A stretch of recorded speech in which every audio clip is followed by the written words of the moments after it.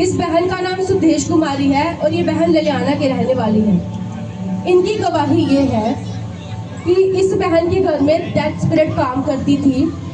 जब इनके हस्बैंड जिंदा थे तो इनको एकदम से रात को जब ये सोते थे तो इनको नेगेटिव ड्रीम जो है वो आना शुरू हुए, और जो नेगेटिव ड्रीम्स है ये रोज रात को इनको लगातार आते रहे और इनको रात को सोते समय सपनों में मुर्दा लोग दिखाई देने लगे। और जैसे जैसे मतलब ये ड्रीम्स का सिलसिला जारी रहा, इनको रात को रोज ही मुर्दा लोग दिखाई देने, तो धीरे धीरे इनको इनके हस्बैंड की डेड बॉडी जो है वो इनको दिखना शुरू हुई। तो जिस कारण ये बहन जो थे वो बहुत ज़्यादा डर गए थे, और तब ये बहन जो है ये मसीह में नहीं थे, तब ये परमेश्वर को नहीं जानते थे। और जैसे जैसे इनको मतलब ड्रीम्स आना शुरू हुए, जैसे जैसे इनके ड्रीम्स बढ़ते गए तो इनको रोज रात को कभी किसी का मुर्दा शरीर दिखाई देना, तो फिर उसके बाद जैसे पहले इनको लोगों के शरीर दिखाई देते थे मुर्दा, फिर उसके बाद इनको अपने ही हस्बैंड की जो डेड बॉडी है वो सपनों में दिखना शुरू हुई। और जैसे जैसे इनको सपने आते रहे उसके कुछ दिन बाद ही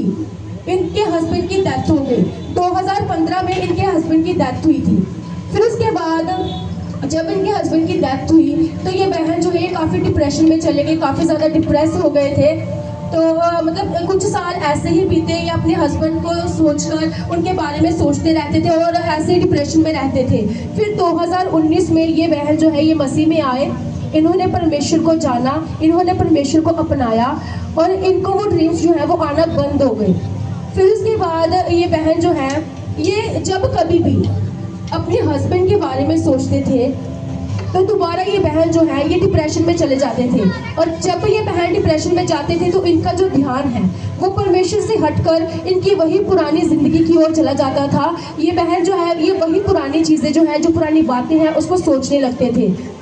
और जिस कारण शैतान जो है इनका फ़ायदा उठाता था कि जब भी इस बहन के ख्याल जो है वो अपनी पुरानी ज़िंदगी की तरफ जाते थे तो शैतान इनकी लाइफ में उन पुराने कर्सेस को फिर से दोहराना चाहता था, उस डेथ स्पिरिट को फिर से इनके परिवार में वो काम करना चाहता था उस डेथ स्पिरिट के द्वारा। और इसके बाद ये बहन जो है जब ये बहन डिप्रेशन में चले जाते थे तो मतलब काफ़ी ज़्यादा डिप्रेस हो जाते थे, तो ये इन्होंने चर्च आना भी बहुत कम कर दिया, जिस कारण शैतान को फुल अथॉरिटी मिली और शैतान जो है वो इनकी सोचों और ख्यालों पे पूरी तरह से कब्जा जो था वो ले चुका था। और इसी कारण जब ये बहन परमेश्वर के ध्यान से हटे, जैसे ही इनका ध्यान अपनी पुरानी लाइफ की तरफ गया, शैतान को अथॉरिटी मिली, शैतान ने इनका चर्च आना भी बंद करवा दी, ये बहन चर्च नहीं आ पाते थे। फिर उसके बाद शैतान वही जो पुराना कर्ज था, जो पुरानी डेथ स्पिरिट थी, उसी के द्वारा इनकी लाइफ में फिर से काम करना शैतान ने शुरू कर दिया। इस बहन को फिर से रात को नेगेटिव ड्रीम्स आने लगे, और इस बार जो है इस बहन को अपनी ही जो डेड बॉडी है वो इनको सपनों में दिखाई देती थी। जैसे इनके हस्बैंड की डेड बॉडी इनको दिखाई देती थी, उसके कुछ ही दिनों के बाद इनके हस्बैंड की डेथ हो गई थी। तो जब इस बहन को अपनी डेड बॉडी दिखाई देने लगी सपनों में, तो इस बहन के मन में ये डर बैठ गया कि जैसा इनके हस्बैंड के साथ हुआ है कहीं वैसा ही इनके साथ भी ना हो जाए। और फिर उसके बाद इस बहन ने चर्च आना शुरू किया, और जैसे इस बहन ने चर्च आना शुरू किया तो संडे मीटिंग में परमेश्वर के दास ने प्रोफेसी की थी कि जितनी भी मुर्दा चीज़ें हैं आपकी लाइफ में, जितनी भी शैतानी कर्सेस हैं आपकी लाइफ में, वो सारे आपको छोड़ के जा रहे हैं, डेथ स्पिरिट आपको छोड़ के जा रही है। और उस दिन के बाद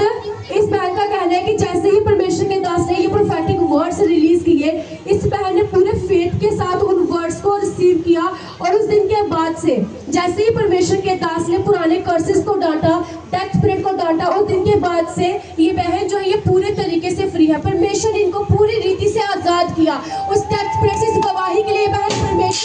परमेश्वर का दास का